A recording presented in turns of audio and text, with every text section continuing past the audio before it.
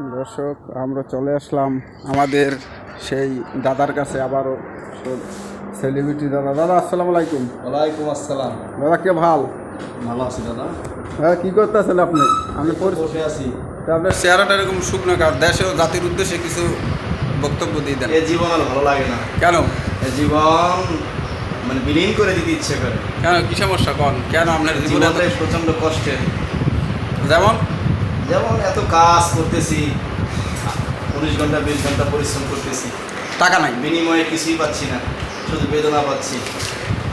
আপনার জানেন আপনার যে ওই গরমের ভিডিওটা ভাইরাল হয়েছে, এটা কি আপনি জানেন? হ্যাঁ শুনেছি আমি। শুনেছেন? সবার মুখে মুখে শোনেন নাই? হ্যাঁ শুনেছি। সবাই আপনার প্রশংসা করে নাই? অভিনয়টা কিন্তু দারুণ হয়েছিল, ঠিক আছে।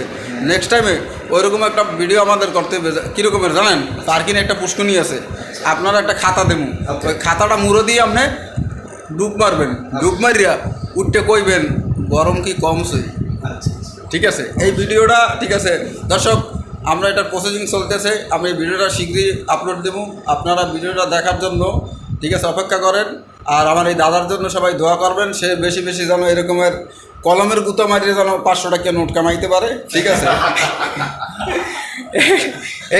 এইটাই সবার কাছে আশাবাদী, ঠিক আছে। দাদার জন্য সবাই দোয়া করবেন, যেন গাড়ি আনলোড করছি 500 দিয়া, হ্যাঁ।